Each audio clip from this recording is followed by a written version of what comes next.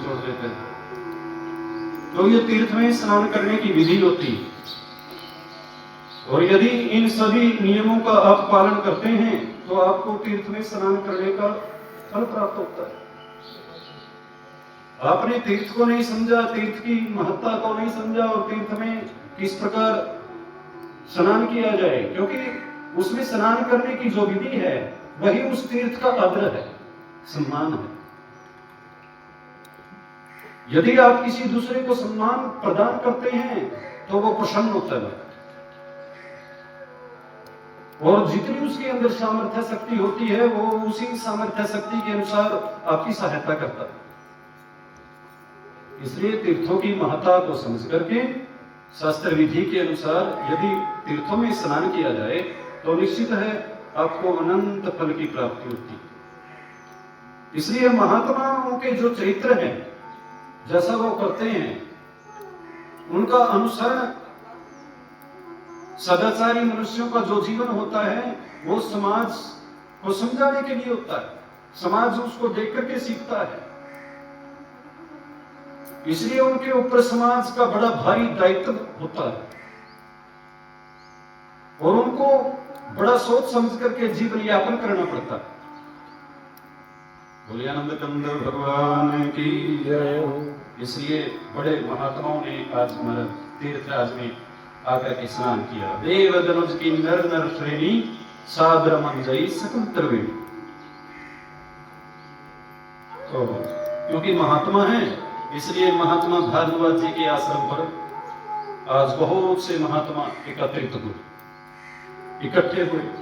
एक महीना मकर राशि में रहेगा सूर्य, तो भाई महीने भर स्नान करेंगे। महात्माओं को तो ऐसा ही होता है। गृहस्थ व्यक्ति है तो स्नान किया, सो चलो भाई घर की तरफ। वो तो महात्मा है, इसलिए विचार किया कि भाई एक महीना मकर में रहेंगे, सूर्य नारायण तो पूरा महीना स्नान करेंगे। सो भारद्वाज जी का आश्रम है, सो वहां पर आज पहुंचे। भारद्वाज जी ने बड़ा स्वागत किया, सत्कार किया। आइए आइए, भगवान बड़ी कृपा कर दी है आपने, जो आप इस प्रकार पधारे, कुटिया को तो आपने पवित्र कर दिया। हमारे सदगृहस्थी के यहाँ यदि कोई संत आ जाए और यदि कोई भोजन के समय पर अनजान कोई अतिथि आ जाए तो उसके आने मात्र से पितृ तृप्त हो जाते हैं। बोलिए आनंद भगवान की जय हो। और यदि उसको भोजन करवा करके आदर पूर्वक संतुष्ट कर दिया तो अनंत फल प्राप्त हो जाता है, क्योंकि वो भगवान का रूप है। आपने उस समय भगवान को तृप्त कर दिया, त्रिलोकी को तृप्त कर दी। उसके आने मात्र से महाराज पितरों को तृप्ति हो जाती है, संतुष्टि हो जाती है। शास्त्र ऐसा भी कहते हैं कि गाय यदि घर पे आ जाए तो उसको अन्न दान कर देने से पितर तृप्त हो जाते हैं, अतिथि के आने से तृप्त हो जाते हैं।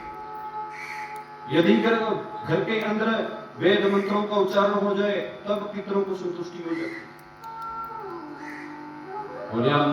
भगवान की जय हो। बड़ी कृपा की महाराज जो सो आज आप आए, आइए पधारिए पधारिए। और बड़ी सुंदर व्यवस्था श्री भारद्वाज जी ने सभी महात्माओं के लिए की। सुंदर सुंदर महाराज भोजन बनाए गए, सभी के लिए निवेदित किया गया। बड़े प्रेम पूर्वक सभी ने प्रसाद पाया। सारी रात्रि भगवान का कीर्तन से कीर्तन चर्चा करते रहे। महात्मा है, इसलिए व्यर्थ की बातों से उन्हें क्या प्रयोजन है। ब्रह्म निरूपण धर्म विधि वर्ण ही तत्व विभाग। कोई ब्रह्म का निरूपण करता है कि वो ब्रह्म कैसा है। कोई निर्गुण कहता है, निराकार कहता है, निर्विकार कहता है, कोई अगोचर कहता है, भाई उसे कोई देख नहीं सकता, उसका कोई आकार नहीं है। ये ब्रह्मांड कितना अथाह है, ये उसी का तो रूप है। इसलिए ब्रह्म का निरूपण करने वाले जो महात्मा हैं वो बार-बार विचार करते रहते हैं कि पुष्पों में सुगंध कहां से आई, दूध में स्वेदी कहां से आई, जल के अंदर लहर कहां से प्रकट हो गई, क्या ये भिन्न है। इसलिए इसी प्रकार महात्मा अनेकों स्वरूपों के अंदर, पक्षियों की चहचहाहट के अंदर भी वो ब्रह्म को देख लेते हैं महाराज कि वो कितना सुंदर बोलता है। महात्मा जो होते हैं ब्रह्म निरूपण धर्म विधि, और धर्म का पालन करने की विधि क्या है, धर्म किस प्रकार कमाया जाए। वर्णहीन तत्व विभाग, 5 तत्वों के 5 तत्व हैं, किस प्रकार कौन कौन से रस प्रकट होते हैं, कैसे वृक्षों के अंदर रस प्रकट होकर के फल प्राप्त हो जाता है, किस प्रकार वो फल पक करके पुनः फिर बीज में परिणत होकर के वृक्ष बन जाता है। ये सभी महात्माओं ने निरूपण किया है, बैठ करके वो सब विचार करते हैं। कहा भक्ति भगवंत के संयुक्त ज्ञान विराट, ऐसी चर्चा होती है।